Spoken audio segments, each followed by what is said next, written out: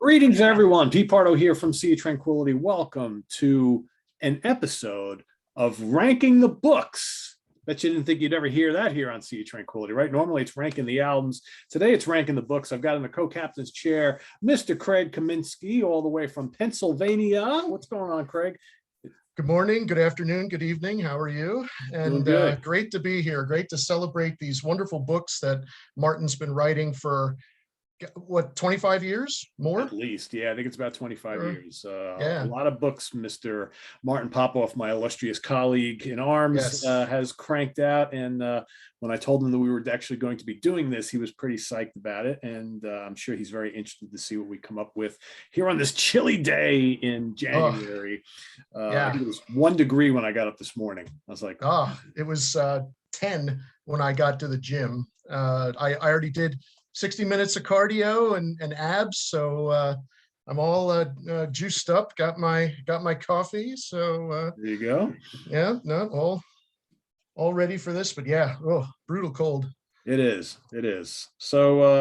So Craig and I have decided we're going to choose our top 10 favorite Martin Popoff books. And for those of you maybe who don't know, like Craig said, Martin has been publishing books for roughly about 25 years, and he has like all sorts of different series and books on specific bands, and in some cases multiple volumes on the same band. So this a little difficult. He's got the visual biographies as well. So for me, and I've been reading Martin's books forever, so I was like, all right, well, some are a lot fresher in my mind because I've read them in recent years. Some I haven't read in 20 plus years. So I just kind of took a look throughout the entire 40 book collection that I own. And I was like, all right, which ones are jumping off the shelf at me right off the bat? And those are the ones that I picked first. And then I'm like, all right, I got to fill in a couple slots on the top 10 list. And then some that I think I've really used quite a bit, because I think the one thing that's great about Martin's books is you have the ones that are great for discovering or rediscovering a band or an artist. Right. And then there are the other ones that are like encyclopedia of a genre or a type of music or, whatnot. And those are really good for reference purposes. So I wanted to make sure I at least had one or two of those in my list. But the band ones really resonate with me, because I think there's nothing for me more enjoyable than reading a book about your favorite band, and as you're reading the book you want to go and listen to the music or listen to the stuff you haven't heard in a while, and sometimes it gives you like a new opportunity to go in and revisit a catalog. So with all that being said, I'm going to have Craig kick us off with his I guess number 10. I don't really have mine in any order, but I mean, first choice, I guess. And you're right, a lot of these they especially when they'll go song by song in some instances, and he really goes into a lot of detail, getting quotes from the songwriters or from the artists themselves or from other people. So they're really fun to read, and you learn something new every time you look at one of these, and it's, I didn't know that, and it's always a lot of fun to read them. And so, but to get started, my number 10, this is actually, Martin just showed this on one of your recent Friday episodes. So my number 10 is the Fade to Black. This is the book that he had written with, how do you pronounce, Ioannis? Ioannis, okay, thank you. And this is mostly an art book, but has lots of great color pictures of mostly hard rock and metal, but there are some others and he gives some explanations as to how the art came about, has some quotes in here, and just really nice color graphic, beautiful pictures of the albums, many that we all know and love, and some that are not as familiar, like just like this, for example. For years I always thought that was Rudy Schenker, and it's not. And so just little things like that, and really cool. There's an appendix at the back where Martin gives his personal top 100 picks for his favorite album covers. So and there's a nice coffee table size book, and it has this leather, rubber, lubber, whatever you want to call it, type of material on it, which is really cool. And it would make a wonderful thing to have on your coffee table. Makes you look that you have that you can say to people if they're over, I have an art book sitting on my coffee table, and you can impress all your guests. But and then a companion piece. Martin didn't write this, but this is a book also on hypnosis that you guys recently talked about. This has every single picture of all the hypnosis catalog in chronological order with tales from the people who did them. Really cool book for some remedial reading for people if you really enjoy learning about the art or just looking at some really cool pictures, those hypnosis ones. And there's some that are also featured in Martin's book that really make you put some thought into them. And it's like, wow, look at that. It's really cool. Yeah, I mean, there's a reason why we've done so many episodes here on Sea Tranquility about album covers, because there is a definite art to it. And I think the book that he did with Johannes, which actually is sitting on my coffee table in my living room as we speak, and because it's not on my shelf, I didn't pull it for this episode. I probably would have. So, but it's been, because it's a perfect, that's a really cool book, because I mean, God, if you're a rock and roll fan and have been a rock fan for the last 50 years, most of those album covers that are in that book are going to be familiar. You're going to know, you should know those. And there you have the story behind the artwork. So that's a really, really great book. I like that one a lot. Great choice. Great choice. All right. I'm going to pull a me here, because I generally do. And when I had my 10 books picked out, there was one more that was staring at me on the shelf, and I'm like, well, I don't want to go down the rabbit hole of picking honorable mentions, because I might as well just bring every damn book out here and go through all of them, right? So I said, but there is one. That's what I did.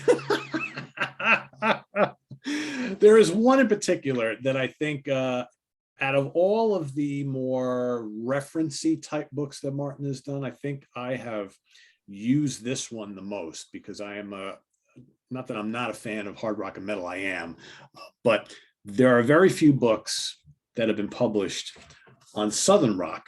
Oh, and I think that's a cool one. I don't have that one. Yeah, this is a must-have. I mean, the reason why I love this one so much is because I am a big Southern rock fan, and there really just aren't any other books like this, to my knowledge. I mean, this is an indispensable reference book that basically, goes through alphabetically all of the, of course, Martin always writes some cool stuff.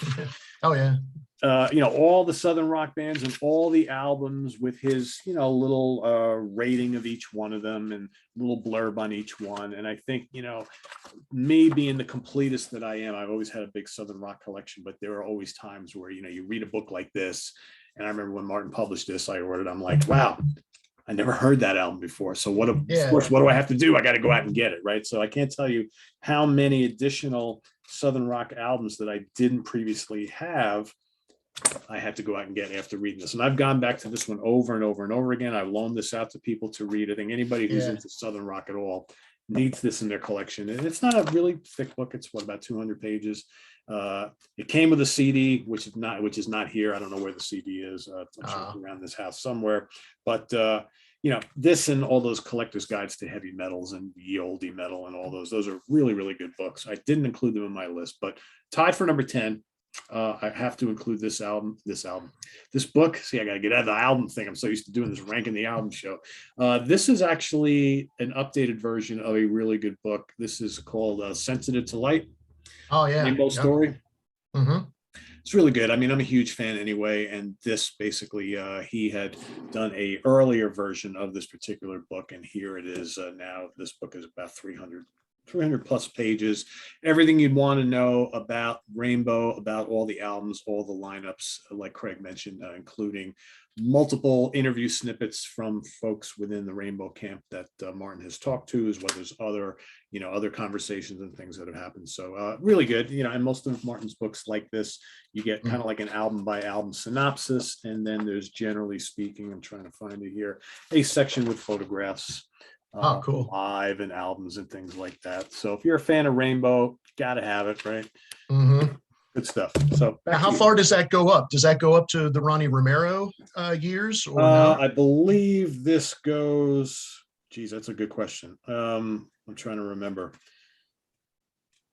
I think it's just Stranger in Assault. No, it goes up to the Rock and Roll Hall of Fame with Deep Purple. So it probably, I read this when it first came out. So I'm trying to remember when I think this does. Yeah, this does go up to the reunion. Yep. Okay. Very briefly though. Yeah. Brief. This mainly, touches on Stranger in Us All with Doogie White on vocals, and then very briefly kind of what happened after that. So really, if you're looking for a lot of in-depth information on the recent reunion with Ronnie Romero in the vocal slot, there's not really a lot on that. This basically kind of takes you up until Deep Purple's inclusion in the Rock and Roll Hall of Fame and Richie not coming, and then briefly touching on what came after that. But it kind of ties up, the whole story for the most part pretty well. Yeah. I'd be curious if it mentions, were you able to see that Over the Rainbow tour that was in, I want to say 2009, where it was Joe Lynn Turner, Richie's son, yeah, and Bobby Rondinelli, and Tony Carey was supposed to be on it, and then he pulled out. I was able to see that up in Allentown. It's a good show. It was, yeah, it was pretty cool. I mean, Joe sang he sang Eyes of the World, and then he did a few Dio songs from that era as well. But it was a fun show, and it went weird seeing Richie's son coming out with that Stratocaster. I mean, it was just, and they look very similar, at least in 2009. They look very similar. Didn't he wear the hat too for some of those shows? I thought I remember. Not the one that I saw, but he was all in black and same hair. It was really really eerie, because I was going, is that really him? I mean, and when he brought out the cream colored Stratocaster, it was like, wow, this is as close as you'll get. Yeah, that whole thing was very low profile, because I remember hearing almost afterwards that tour kind of came and went through, and I mean, Richie's son just gets no press at all. I mean, how was he? I don't think I've ever heard a lick of his playing. Is he good? He was good. I mean, he followed the songs pretty much. He didn't, he wasn't adventurous. I mean, but he pretty much followed what he could do. And to my understanding, his command of English is not very good. I mean, he's raised in Germany. Yeah. And I didn't take note. I remember us saying he didn't really interact too much with the other guys, and it may have been a language barrier issue. So yeah, that could be. I mean, Richie never talks about him. You have to wonder if there's much of a relationship there, because it's he's not like one of these other high-profile children of notable rock stars who, you always see them. Yeah, parents talk about them. I mean, Richie never mentions him at all. I never knew of the existence of Jürgen Blackmore, and that he has quite a few albums out too. When you look it up, and it's, but yeah, worth checking out possibly. Yeah. All right, back to. My number 9 is this is the first version of a book that Martin had written, and he I think he had since reissued it, kind of like that Rainbow book. And this is one favorite artist. I know one of your favorite artists. This is Epic Ted Nugent. I believe it's called Great Gonzos now, or something like that. I think that's what the title of it is now. This does all of everything up to, I believe, Love Grenade.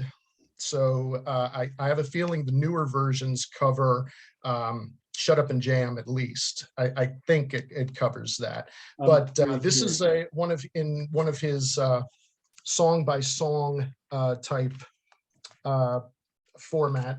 And it's really cool. Lots of insight and everything. And it's one of those. And luckily, I'd imagine he may be a difficult interview for people, to make sure to have him just talk about music. This really doesn't touch upon any of Uncle Ted's extracurricular activities or anything, or his viewpoints on some things, which, it's fine. And are there some cringeworthy quotes in here? Yeah. I mean, there's some things, especially when he talks about like the cover of the Penetrator album.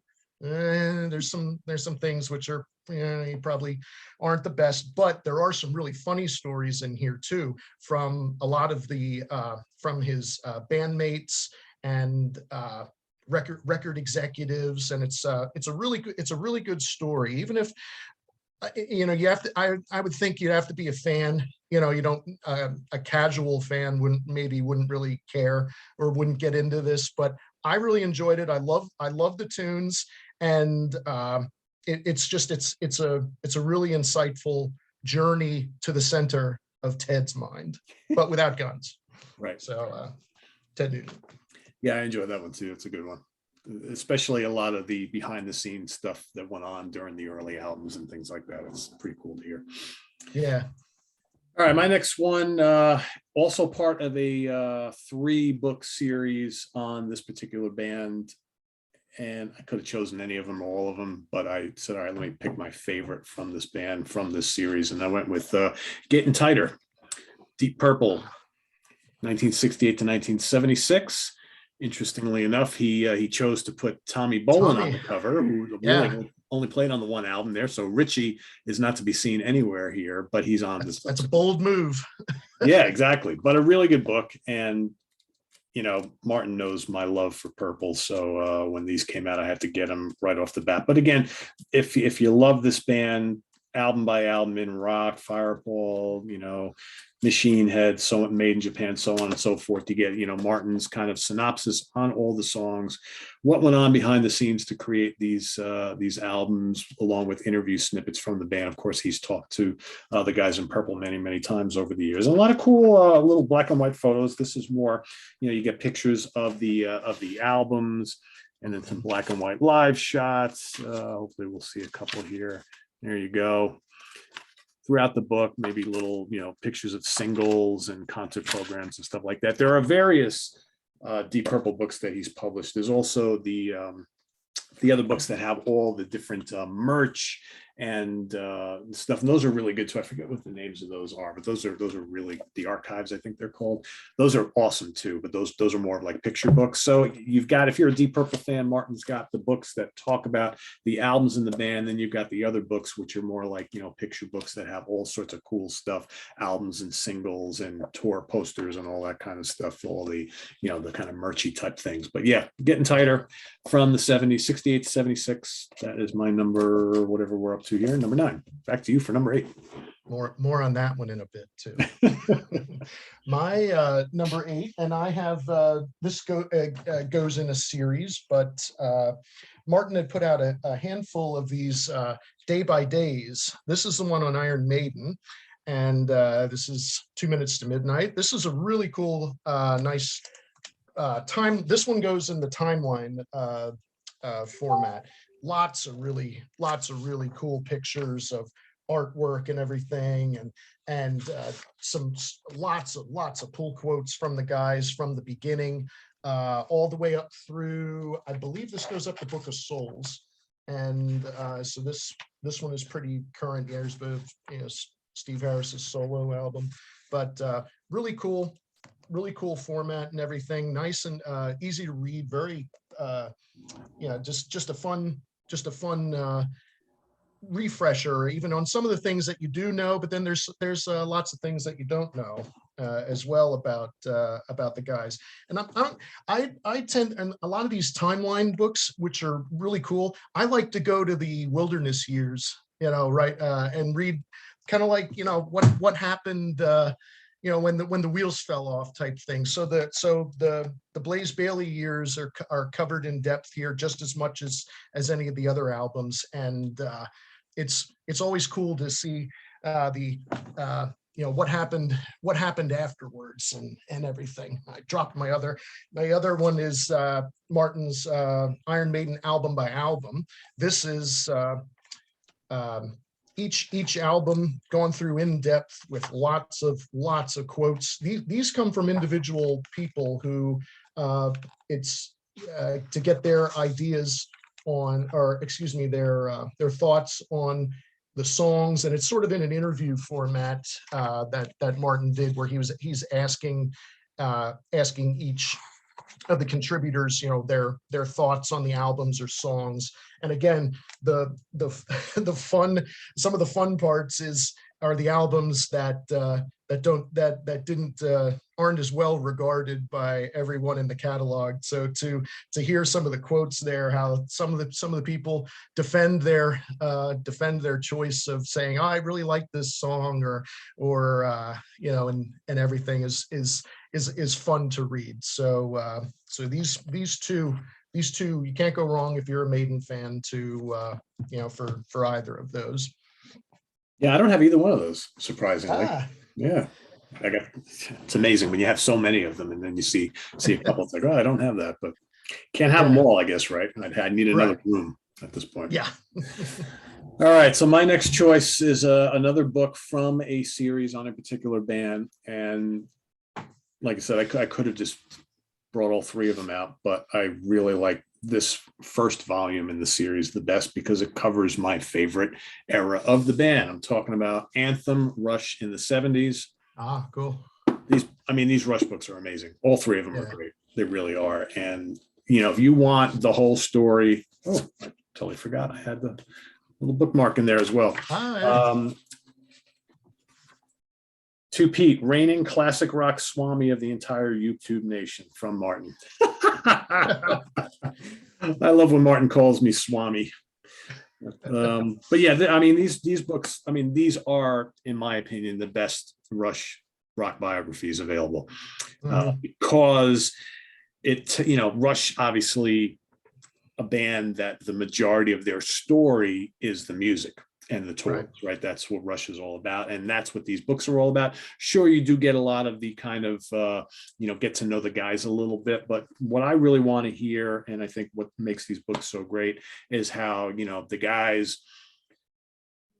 John Rutsey leaves the band, and the circumstances leading to Neil to join, and his emergence as the lyricist and the driving force behind the band. And you get these succession of albums that become more and more conceptual and complex. And I love the whole story about them going into the studio or studios to make Hemispheres, and making the album almost kills them, right? It's just it's so intense and whatever. And basically after that, they're like, all right, we're not doing another album like that again. And then that basically is where this ends. And then you move on to the next stuff, right? So I like that, because it's like they continue on. It's like Rush, even before these books, most Rush fans know Rush have these eras, whereas you have these group of studio albums, you have a live album which kind of signals the end of all that as we move into other things, and then there's another live album which kind of signals the end of that into more different things. And that's been Rush's career from the beginning, and these books perfectly play to that. Yeah, I really like these a lot. And again, these are fairly newish, all three books, and I could totally see myself revisiting these three books like over in like a year or two, and just kind of going through it all over again. And they're books that you just can't put down. If you love Rush, these are like constant page turners, and like you'll blink and 2 hours have gone by and you're like, oh shit, I read half the book already. So are there quotes or stories of the touring with UFO and UFO there? And Kiss, and it's all it's all in here. Uriah Heep, it's all in here.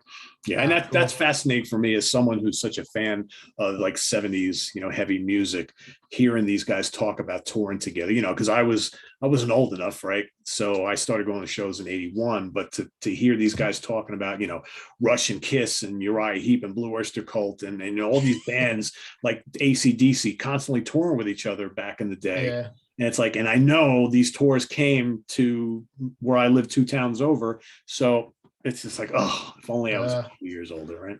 So. Well, with Rush, this was one of my honorable mentions. If you had this book too, the album by album, same format as the Iron Maiden book, but where there are lots of great pictures and stories of everything. This goes all the way up to right at the end, I think. This goes Rock and Roll Hall of Fame, right? I see the this goes right to the end, but really cool book. And also good to hear he gives a lot of at the beginning of each gives you the complete breakdown of the album, even side one, side two, during for the vinyl years, and the breakdown of who plays on what, and just really cool. Just I think he did maybe 5 of these album by albums. I have 3 or 4 of them. I don't have the one on the Clash or Led Zeppelin, but I have a few of the others. But you can't go wrong with those Rush books. Martin is he's got info on them.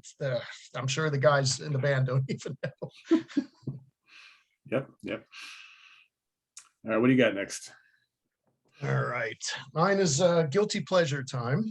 So Martin had written a book on hair metal, the big book of hair metal. And when this was during the heyday of hair metal, I was in my teens. I graduated from high school in 1990. So this was the stuff that I knew and loved and still do to a certain degree. But again, this goes even starting in the 70s and hell, even way old, but giving info on some of the 70s glam. And this has a hard stop when Nirvana's Nevermind was released in 1991. And Martin himself has said that he kind of wished he would have went a little bit further and kind of shown the decline a little bit more of what had happened with a lot of these bands. That they didn't just fall off the face of the earth and die. That they still, at least for a little bit, had some legs on their albums. Like for example, Slaughter. Their album The Wildlife, I think, came out in '93. That was still a top 10 album. Well into the grunge era.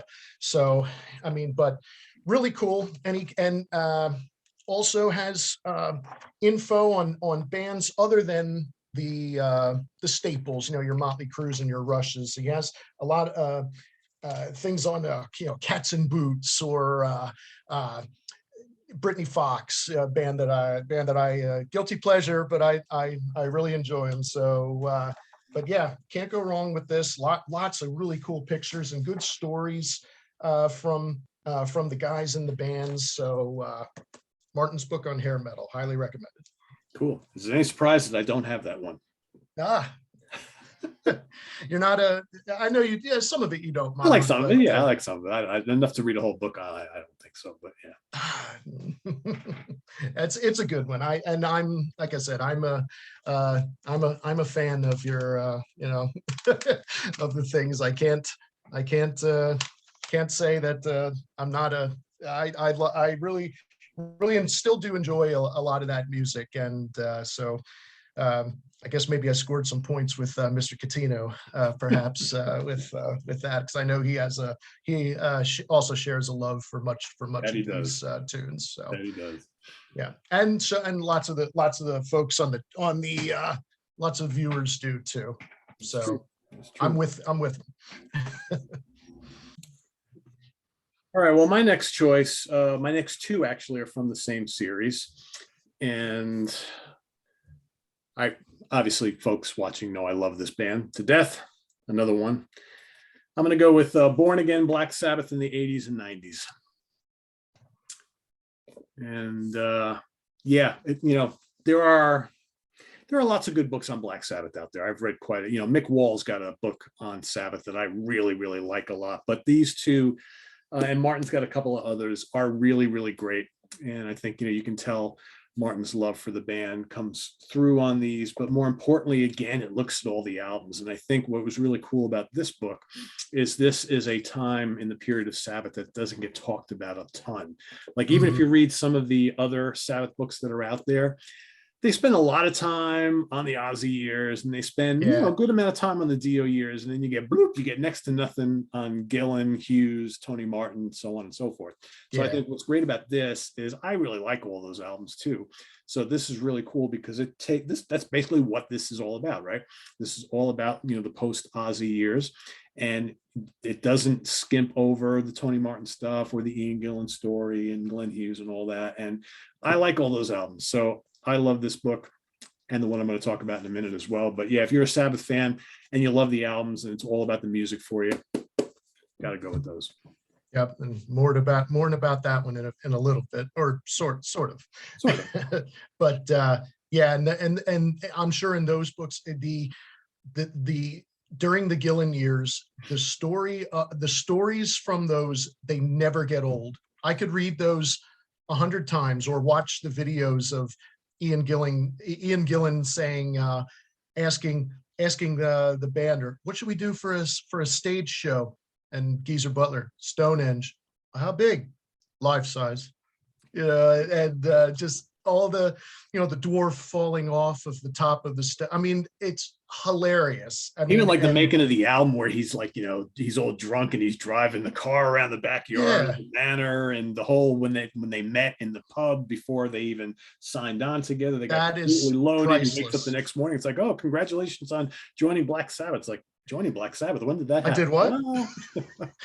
Or he killed all the fish in Richard Branson's lake or something by setting off bombs or something. I mean, it just crazy stuff.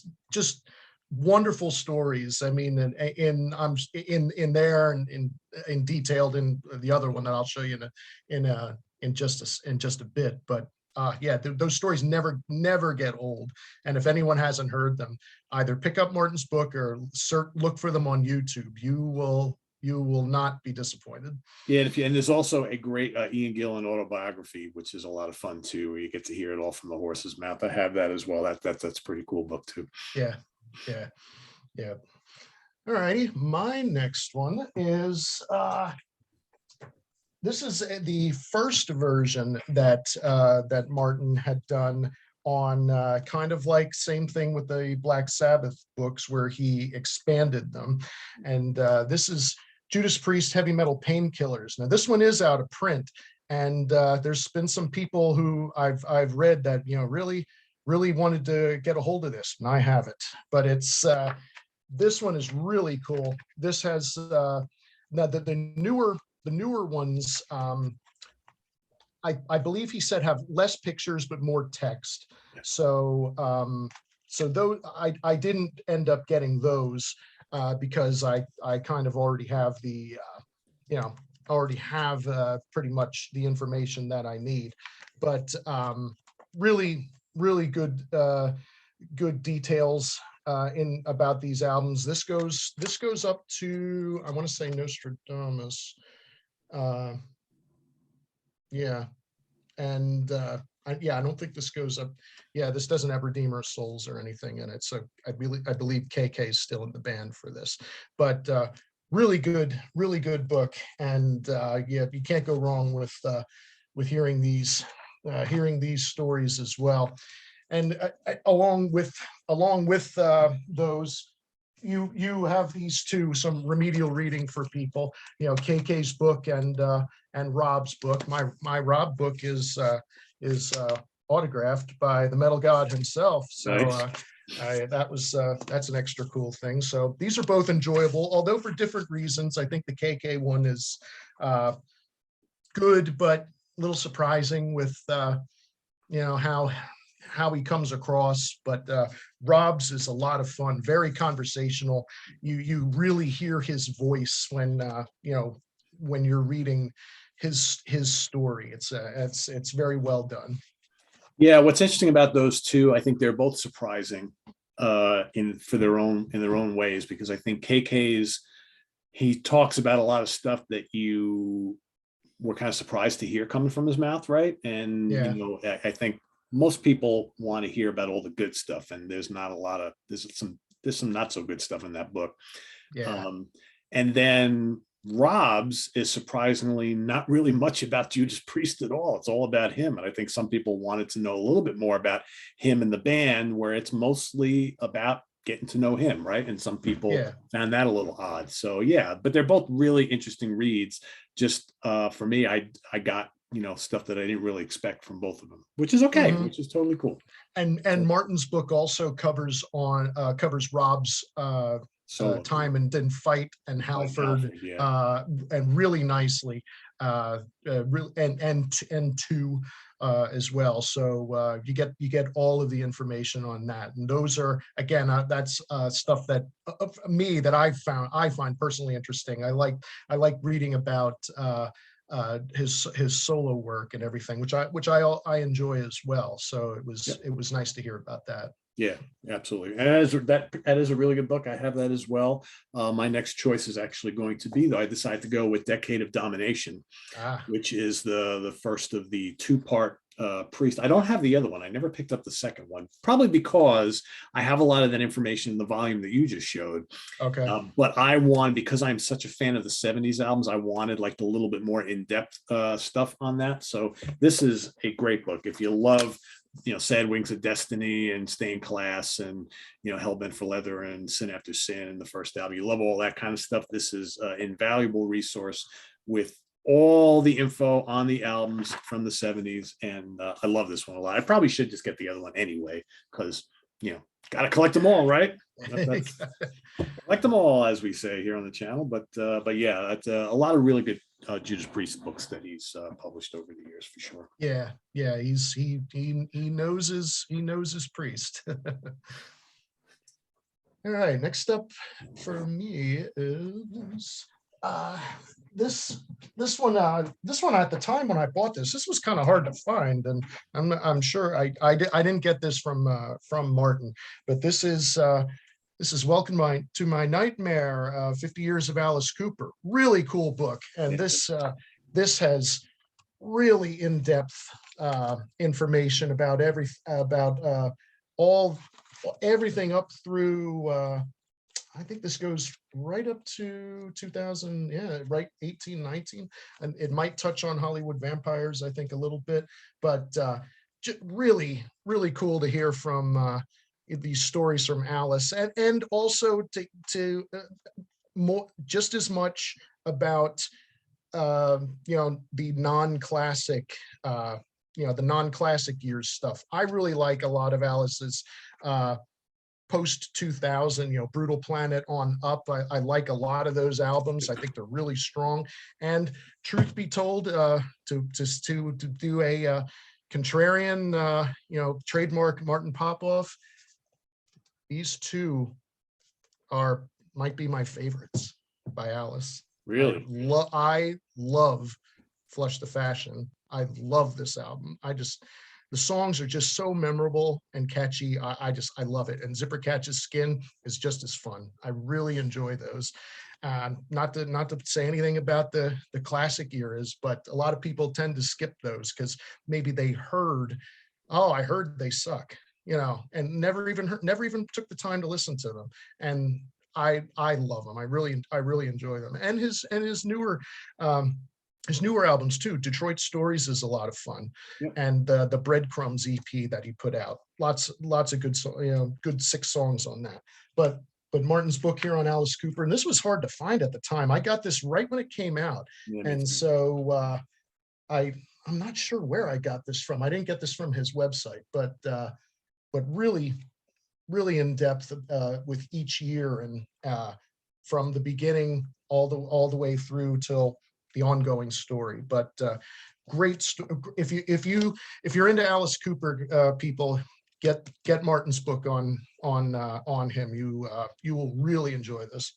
Yeah, I like that one a lot. It didn't quite make my list, but it's a really good one. And I actually bought that from him directly when it first came out. And then I didn't read it for like a year. It literally sat on my shelf for like a year. And then finally, when I got to it, I was like, wow, this is really fun. Yeah, great. It's just a really good rundown of his whole career.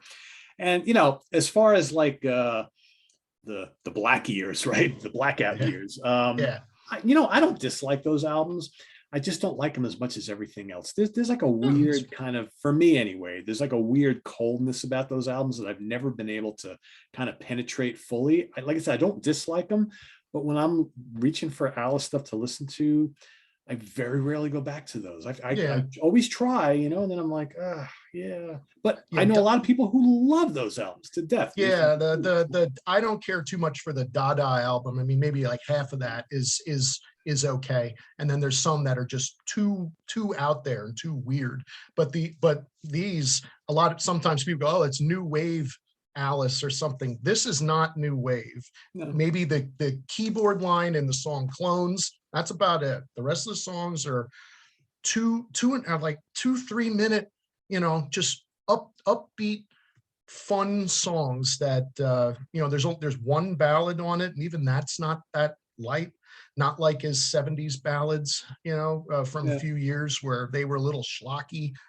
I just really enjoy it. So I think for me, those albums are like they're definitely not that kind of gothic hard rock that he was doing in the 70s. To me, they're almost like kind of early industrial meets like David Bowie's kind of like Berlin era in a weird way. They're definitely different albums. They're very different. But they still have the same Alice attitude. They have that sneering, just that feel to them that I find them a lot of fun. So people, I'm just saying, they may not be everyone's favorite, but I just tend to believe that some people just say, I heard those aren't very good, so I just skip over those. Give them a try. You may find yourself enjoying them. Yeah. It's always interesting to hear Alice talk about that period. He's like, I don't even remember recording any of those. It's great. Yeah, he was, Yeah. And there's a few pictures in there in Martin's book, not very many, because I don't think he toured too heavily for those albums. And he does not look really Alice, thin, really thin. And he just didn't. Yeah, he's more frightening there than he was in the 70s. I would agree with that. Yeah, I would agree with that. Yeah, he unfortunately put his body through hell for about 2 decades. I mean, he drank himself into oblivion through the 70s, and then as the decade kind of was waning down and the 80s started, then he got into cocaine and all that stuff. And it's like, man, which I had no idea. Everything kept I heard about him, quiet. Yeah, I always thought that he was just a drinker. I had no idea. So that was a revelation to me as well. And from seeing some of these the documentaries on Alice that have come out over the last few years. But no, it's a great book by Martin. Very well done. Yeah. Good stuff. All right, back to Sabbath here. We're going to go with Sabotage, Black Sabbath in the 70s. Essential reading for any classic Black Sabbath fan. I've done full episodes on all these books as it is. So if you want more in depth on what these books are about, go check those out. But I mean, this basically covers, Sabbath, Paranoid, Master of Reality, Volume 4, Sadly, Sabbath, Sabotage, Never Say Die, and Technical Ecstasy. Obviously, all the classic 70s stuff. The years with Ozzy, and then this volume ends when Ozzy leaves the band, Dio joins, and then within the other volume that I showed before starts those couple years with Dio. So great stuff. Like I said, a lot of good Sabbath stuff he's put out, but I kind of like these 2 volumes the best out of it. Yeah. Let me ask you, has Martin's prose swayed you? Were you always on board with Technical Ecstasy and Never Say Die, or have you, from reading these books, kind of reevaluated them? Well, I mean, I've had both albums since the late 70s, early 80s, and I like Technical Ecstasy. I don't think it's a great Sabbath album, but I like it. Never Say Die just never has clicked with me. I know Martin loves it. Yeah, Martin. I know a lot of people who love it. I know a lot of people who hate it. I think Never Say Die is that one really controversial album in their catalog. You either love it or you don't. And I love Sabbath to death. I mean, they're one of my favorite bands of all time, but I don't like Never Say Die. I like Title Track. Oh, man, maybe 1 or 2 other songs I can listen to, but for the most part, I don't like the way the album sounds. It doesn't sound like a Sabbath album to me. And it just sounds like a band that were just going through the motions, and they were all fractured, going in different directions. And I think at that point in time, a change had to happen, right? Because I couldn't imagine another album like that. So, but again, people love it, and that's. Totally cool. I enjoy it a lot. I personally enjoy it a lot, but I understand, and hearing all the tales of aloe. Yeah, Chris and I are on the same page. It's it just doesn't do anything for me, unfortunately. But I just didn't know if there were some things that you not necessarily with Sabbath, but albums that you didn't care for, and then perhaps Martin had you reevaluate change your mind on some, or not on this particular one, though. Not on that one. Okay. I think though on some of the 80s Rush albums, going back Yeah. and reading these books has, like, especially like Power Windows and Grace Under Pressure to an extent. I mean, I always liked Grace Under Pressure, but I really like it a lot now. I had for years, I would never listen to Power Windows or Hold Your Fire again, and I was like, God, those albums are terrible. But I've been prompted over the last couple of years to go back and re-explore some of those 80s Rush albums. And I will say it hasn't worked with Hold Your Fire. I still don't really like that album, but Power Windows is a really excellent album. And I think the songs for me really work for me, even though it is a little light musically and not kind of like some of the other Rush stuff. But I think I really like those songs. I talk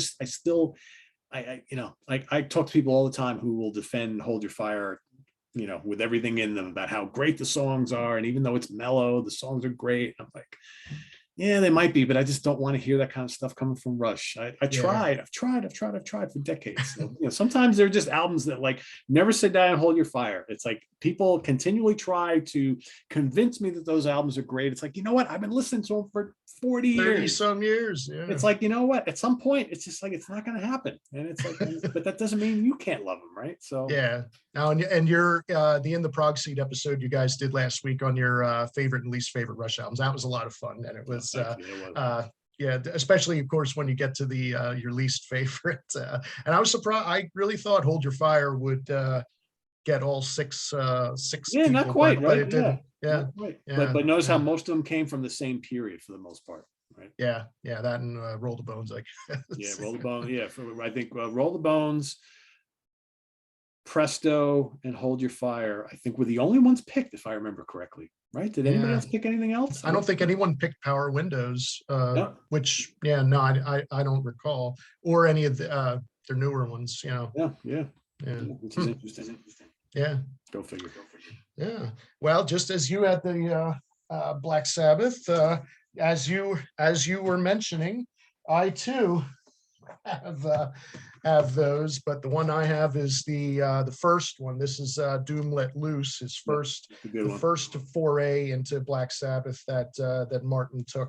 And this is kind of similar to the Judas Priest book, with the format and lots of really cool color pictures, all the way up through, I think this goes up through the up to the Reunion, or at least into the 2000s.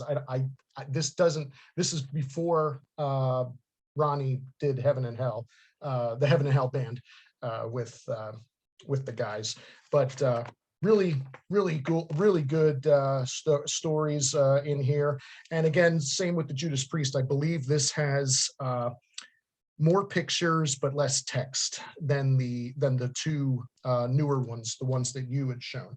Martin also had written this Black Sabbath FAQ book, which is a lot of fun as well. This one doesn't have as much with photos, but has has different chapters on album covers and singles. And this was particularly cool for me because there were some, I didn't know that they had some unreleased songs from all the eras, and some of them you could find on YouTube, which was pretty cool. Like I didn't know that when they did Dehumanizer that there are some sessions with Cozy playing drums, and I think it's the funny way Martin puts it in here. It's until Ronnie couldn't take it anymore or something, because I guess Ronnie and Cozy never really were pals.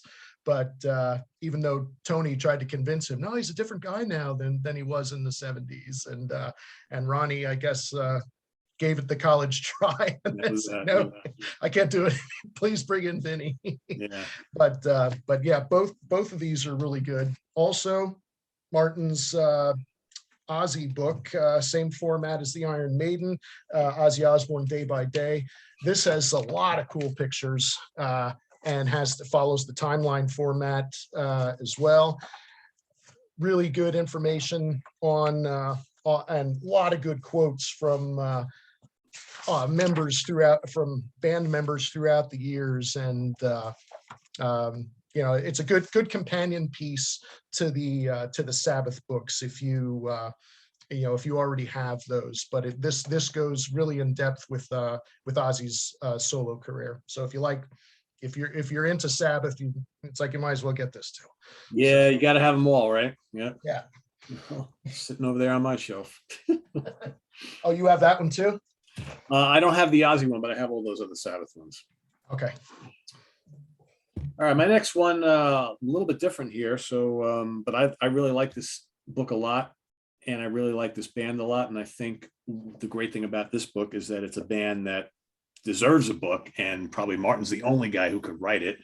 I'm talking about Live Magnetic Air, the unlikely saga of the superlative Max Webster, which for those of you who are a Max Webster fan that did not get the first pressing of this, he recently just got a bunch of copies in as of like a week ago, and he should have them in stock. But this is a great book on Kim Mitchell and company, the little known band from Canada who were great friends with the guys in Rush and toured with Rush, but unfortunately never really clicked with folks here in the US. They had a nice following up in Canada and other parts of the world. And yeah, I think because they were kind of like a weird band, right? They really couldn't be pigeonholed in any one style. It's like they were hard rock, they were pop, they were a little prog, they were a little fusion, they were a little Zappa weird, kind of all rolled into one. And bands like that kind of tend to not get the big success because people just, the common people, the mainstream type people really would not gravitate towards a band like this. But just musically so great. I love them. They did their very short career. I mean, 4 years, I think, 5 albums. But if you've never kind of taken a dive into the music of Max Webster, maybe you know a little bit about them and you want to kind of find out all the stuff that made them tick, this is a really, really great book. And again, like I said, I'm pretty sure it's available once again. So check it out if you haven't already. It's one of his less expensive books. Worth getting. I've never heard a single song. I know I've heard of them. I've never heard a single song by Max Webster. So what's 2 songs or a couple songs at least? I know, I mean, beside it in my wheelhouse, I like the more upbeat, heavier stuff. Well, you know what I would do then? Well, go check out Battle Scar, because Battle Scar is the song they did with the guys from Rush. That's pretty heavy, pretty cool. But as far as, Hangover's a great song. High Class and Borrowed Shoes is great. Paradise Skies, I think, was the one song here that might have did a little bit of business as a hit single. It's very catchy. But I mean, yeah, they got a lot of good songs. Beyond the Moon is great. And Kim Mitchell is the singer, also the guitar player. Yeah. Okay. Yeah. Because I've heard a few of his solo songs. But yeah, if you like, Might As Well Go for Soda and a couple. Yeah. I mean, that it's the music's quirky like that, but they have some pretty rocking stuff. They got some stuff that's a little more pop. They're another one of these bands that just kind of like the Tubes, like King's X, these bands that have this style that's just doesn't really fit in any kind of a box. And they have a cult following, but they tend to not, click with the masses because they're kind of weird, right? So that's Max Webster. But man, musically, really, really great. I mean, these guys were superior players. Kim's a great singer, great guitar player. I really dig him. So, like I said, I can offline, I can steer you in a couple of albums to listen to or whatever. But there's only 5. There's not a lot of them. So I'd never heard of them until reading Martin's books. I don't even remember seeing the albums out here or anything. I didn't know if they were import status only for America. I couldn't tell you. Yeah. All right. My number 3 is again, this is the first version. I believe Martin has reissued this, but this is Scorpions' Top of the Bill. This is a lot of fun. I'm a Scorpions fan, and this goes all the way up to Come Black, I believe, at the time. And this follows the kind of the song, album and then song by song format within each chapter. But lots of nice little black. This one's all in black and white, but really good stories on behind the scenes recording of the albums, writing of the songs, and just some awesome stories from Herman Z. German. He is hilarious in this. Just all the how he came about writing some of these songs, and the tales behind them are just they're really funny. I mean, his voice comes through.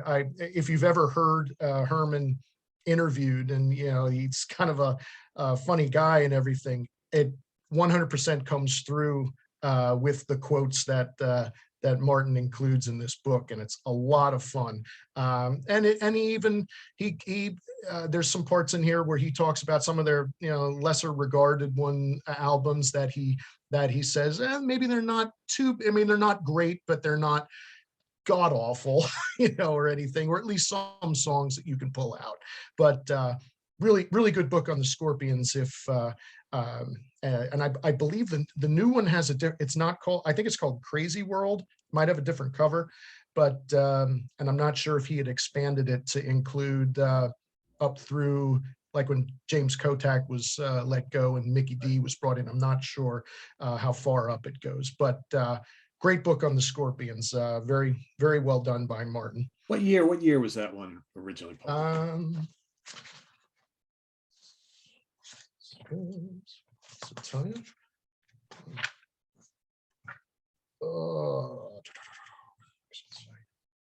2013. Okay. Yep.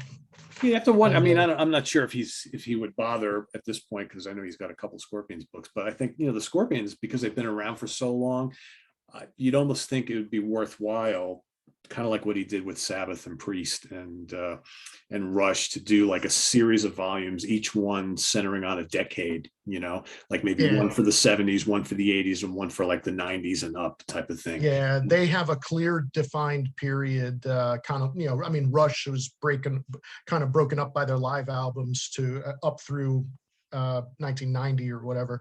But Scorpions, you've got your Uli years, and then your 80s, and then anything after Crazy World is kind of like off in its own category.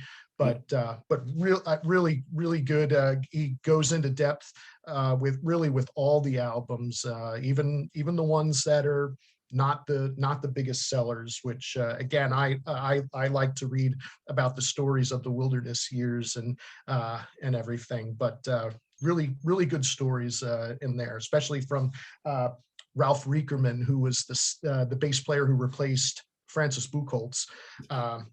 Good stories from him, and he lets them have it, and says that he felt that he was kind of shortchanged or so while he was in the band, or they didn't let him write, and he thought that he was a little bit more talented than that. But it was a lot of fun to read, and the Herman stories are worth it right there. Yeah, he's a character, all right. Yeah, the story of how he wrote "Don't Make Promises Your Body Can't Keep." I mean, it's hilarious, and Rock You Like a Hurricane, and just all those, and just really, really funny, and how his voice comes through. Yeah, quite the character. Yeah. All right, my next one, I was actually surprised that when I put this one in here, but the more I thought about it, the more I just, again, it's, we're trying to pick pick the books that we enjoy the most. And I really enjoyed the hell out of this one, even though this guy and this band, are not quite my favorites. I love them, obviously, but this book is about a guy who had a lot of success, but a lot of issues. And I think his whole, it's such a tragic ending to his life. And I think Martin really touched on it quite well in this, more so than he normally does, getting into the kind of the sad cases in rock and roll history. So Rock the Nation, the Montrose story. Yeah. This is a really good book. I mean, the whole back end of the book really talks about, all the issues that Ronnie was going through towards the end. And it's not an easy read. It's pretty sad and depressing, sort of. A guy this talented has such, stuff going on deep down inside to take his own life that way. But, but also more importantly, it goes into all the stuff and all the albums, the Montrose albums, the Gamma albums, the solo albums, really, really good. And, I've always been a Ronnie Montrose fan, so this was kind of a no brainer, but I was amazed at like how different this book is from some of the other Martin Popoff books. So I think anybody who has even a passing interest in Ronnie Montrose, the man, the guitar player, and, specifically all the bands that he was in and put together, this is an indispensable read right here. Really, really good. So that's number 3 on my list, pretty high, but I really like this one a lot. Yeah, it's a sad story with him. As I was shocked to hear that how it all ended. And he had cancer, is that correct?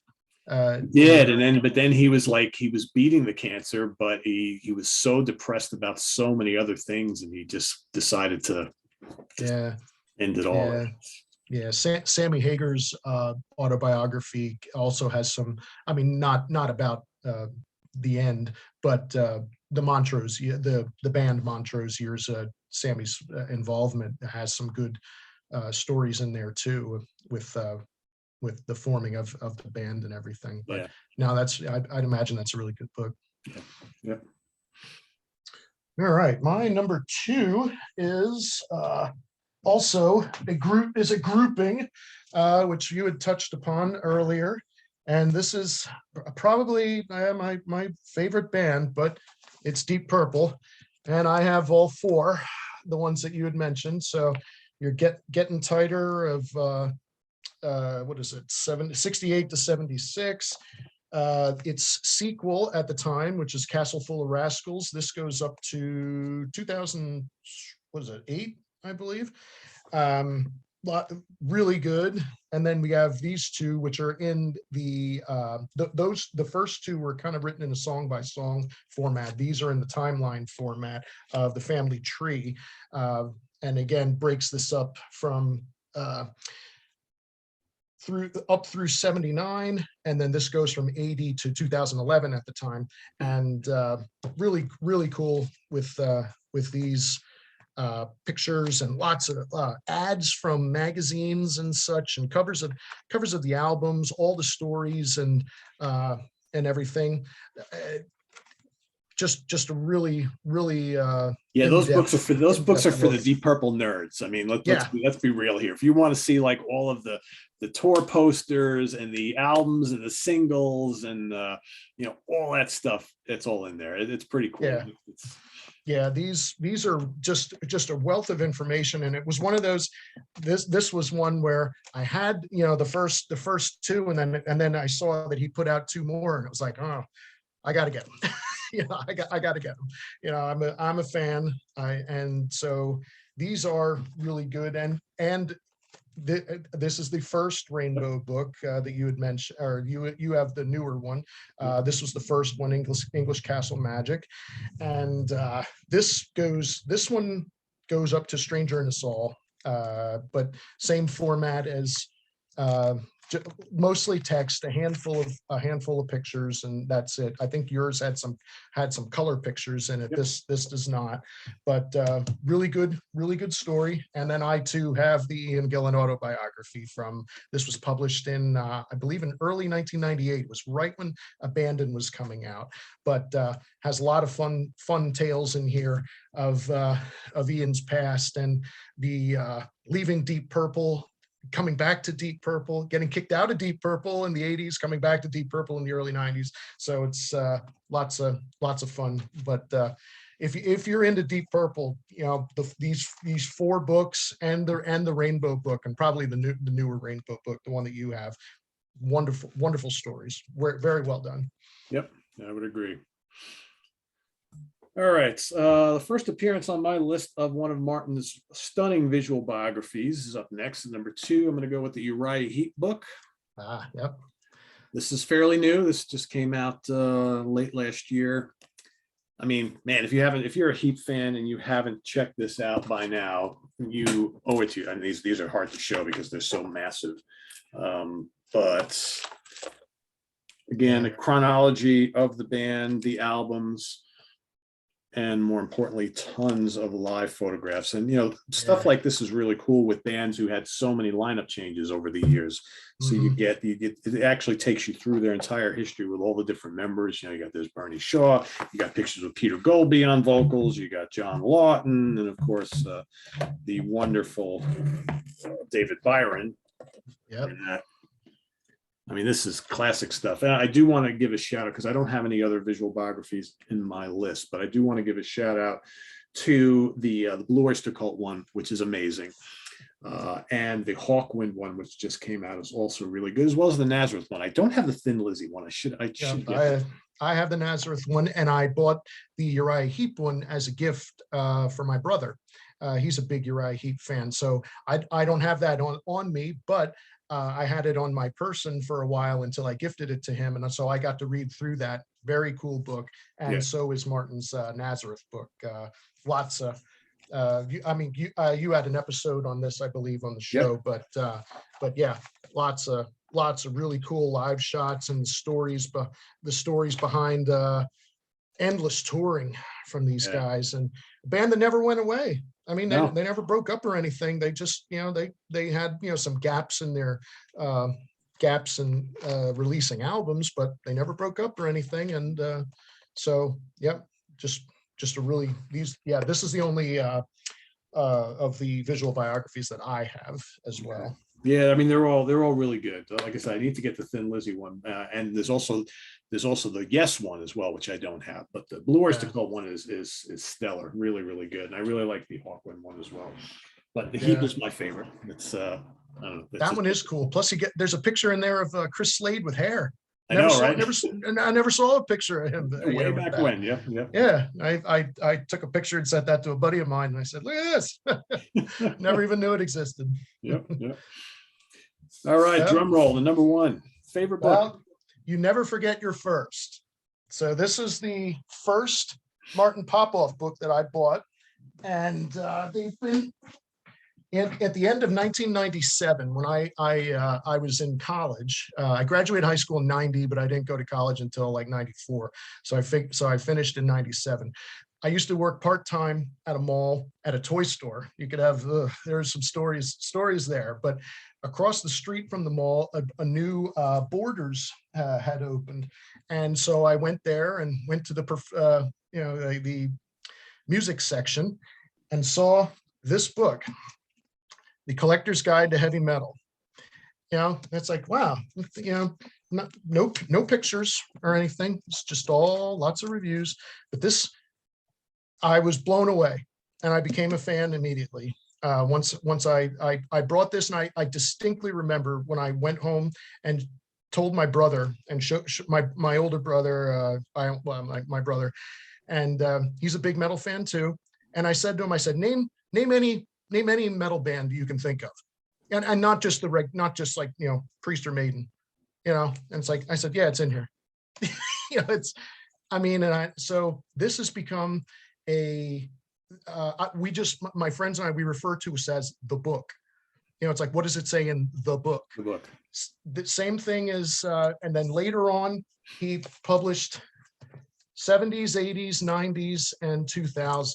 These have become invaluable to me. I've discovered lots of different books. Lots of different bands. Things I never, and even whenever you do a ranking or something, any episode that you have on bands that I'm not familiar with, I immediately go to, if they're up through 2009 at least, go to here and at least see what Martin's ranking of it was, and kind of keep that in the back of my mind, and and then go from there and see if this is something that I'd like to explore or not. When you did the Status Quo episode with the UK connection, which was great, went right to here and pulled up, what did Martin have for these? Because I didn't know offhand. They're just they've been invaluable to me for discovering new bands, and for some entertaining reading as well.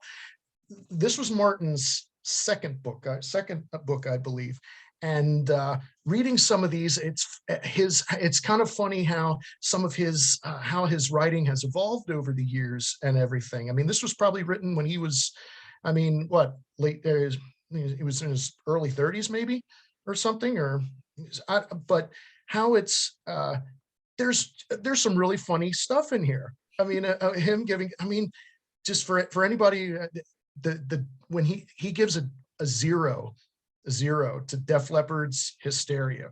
Read the review of it in here. It is awesome, and it's been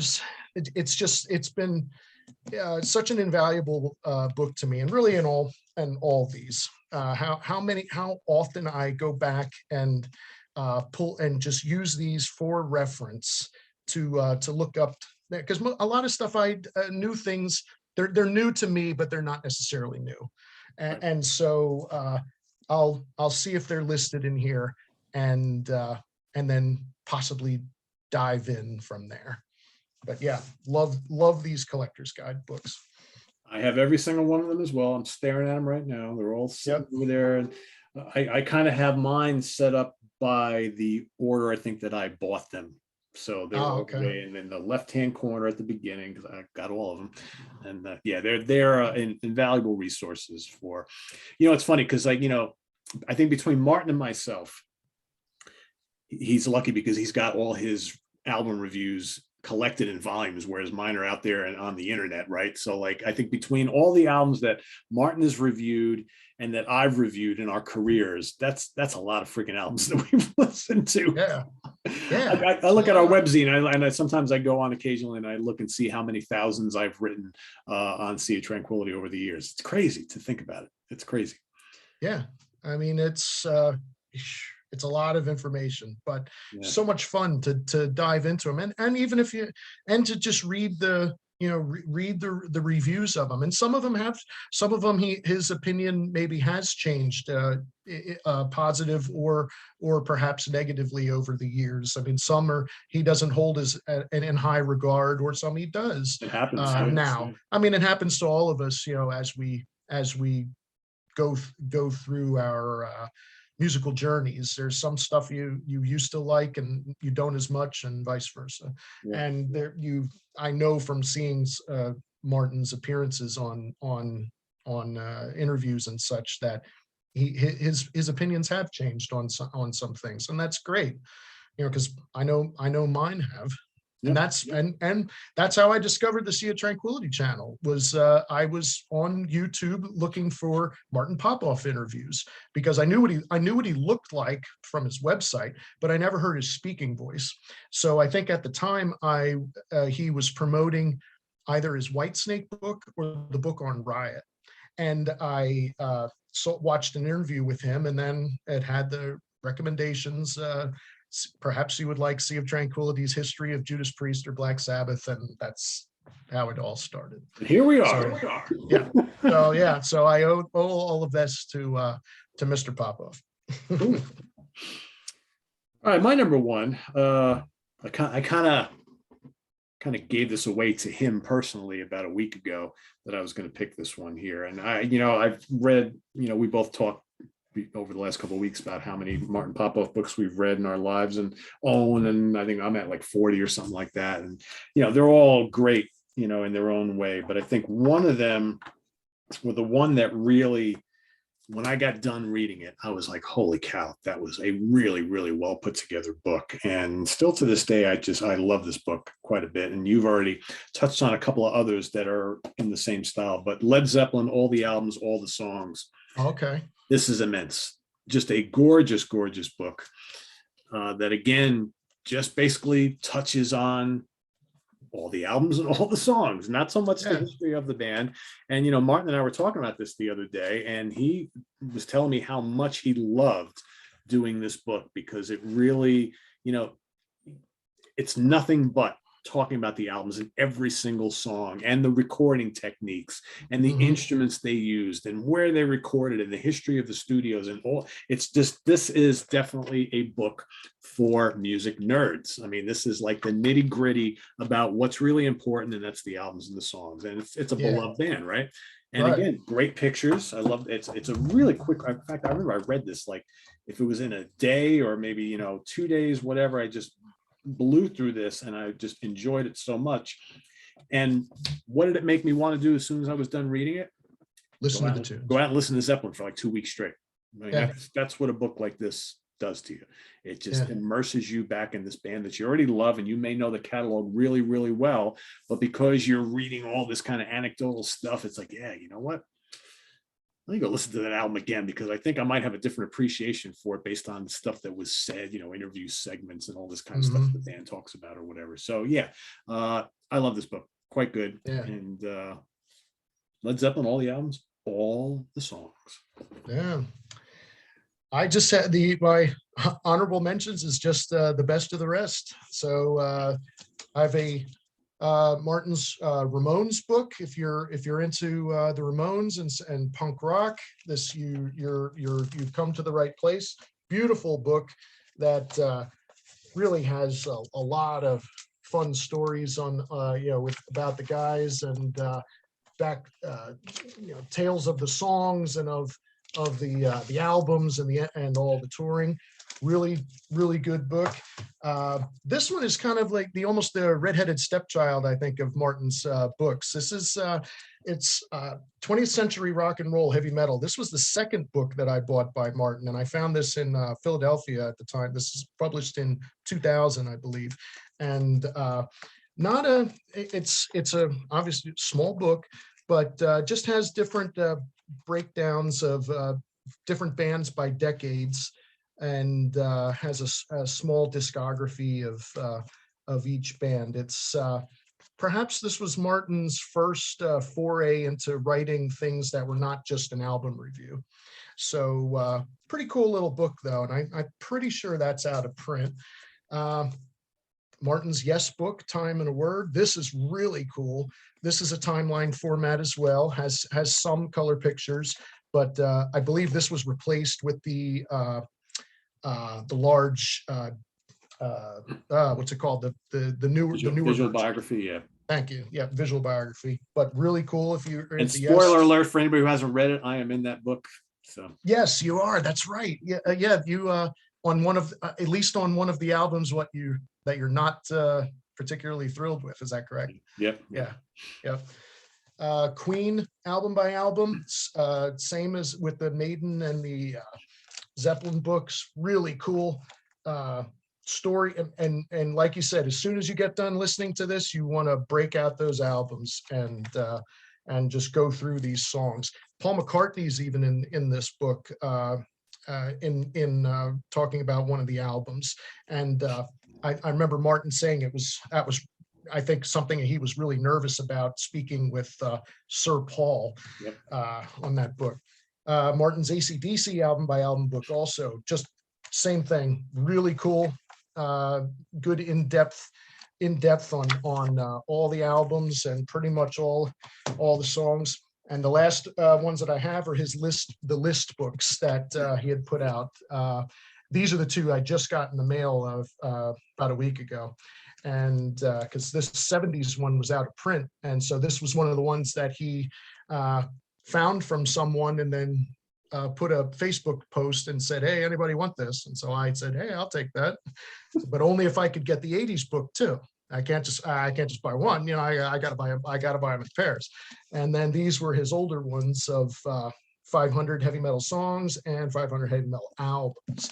So that is all my Martin books. I have 32. I think I'm due for a free hoagie, or at least some moose head or Canadian bacon, something. You should have like a Popoff punch card or something. So I'm some kind of sandwich would be lovely. Yeah, I mean, I a lot of the ones you just showed, I have too. I'm staring at them right now. I think I didn't pull them out, but there's a 3-book series on Thin Lizzy, which is really, really well done, kind of similar to the Deep Purple one. I have all those, which are really good. Man, so many good ones. They're all good. I don't know. I just collect them all. That's all I can say. There's a lot of good ones. Like I said, we've reviewed a lot of them here on the channel and on the website. So, and Martin's coming out with new ones all the time. So the UFO book is also really good. And that that's that's also one that he updated in the last couple of years. That's really good. That's I right. think UFO in the 70s, basically. Yeah. That's really good. The White Snake book is really good too. So it's a lot of good ones. Yeah, and for remedial reading, the Pete Way autobiography is great. If people haven't gotten that, it's and he's, you know, I mean, he passed away recently, but he's very much alive still when he was writing that book, and I do not know how he lived. You know, that's another character. Yeah, you want to read crazy stories about guys who abused their bodies for ages. I mean, Pete Way, the Glenn Hughes book is incredible, because it's just like you get done reading this, you're like, how the hell did that guy make it out of the 80s? I mean, it's just crazy. Yeah, some of these dudes just like miraculously are still around. And, you know, Pete Way unfortunately didn't make it, but yeah, that's crazy. He was a star. He was, I think, more of a rock star than a musician. And just the tales that he tells in that book, I mean, they're frightening. I mean, some of the things. And he had what, 6 wives, and like 4 of them died or something. And, you know, but yet he survived. I mean, it's so bizarre, but great book though. Yeah, good stuff. So there you have it, everybody. Some of our favorite Martin Popoff books. Martin, if you're watching, I'd be curious to see what some of your favorites are amongst your own books. I know that's probably hard to do, but there's no right or wrong answer here. It's just they're I can honestly say I don't think there's ever been a Martin Popoff book that I've read that I have not enjoyed. So there's just too many of them, too many good ones to talk about all on one show. But go check out martinpopoff.com. You can see all the stuff that is still available. You should be able to get a chunk of what we showed today. I know stuff does go out of print, so it's kind of up to, you know, what's available. But go give Martin some love, and his shipping. And he autographs them too. He puts like a nice little quip, you know, usually here, and so it's. When you order directly from him, it's really very cool, and you get them quick. He ships them. He ships them fast, so you will not be waiting long on those. So very recommended. That's right. So again, go to martinpopoff.com, check out what he's got available. And while you're at it, visit us on the web at www.seaoftranquility.org. We're on Facebook, we're on Twitter, of course, we're here on YouTube all the damn time. For those of you watching, you might be asking, why haven't we seen album homework assignment this morning? That is going to be coming up tonight. So a little bit late to the game. We're getting that up on here on YouTube. So stay tuned for tonight. That'll be Eric Porter going up against Sean Tonar. So stay tuned for that and more here on the channel. For Craig Kaminski, I am Pete Pardo. Make sure you subscribe if you haven't already, and click on that notification bell. Oh, by the way, we hit 70,000 subscribers this morning. Oh, awesome. Thumbs up. So thanks for watching, everybody. And we'll see you real soon here on the channel. For Craig, I am Pete. Take care. Bye-bye.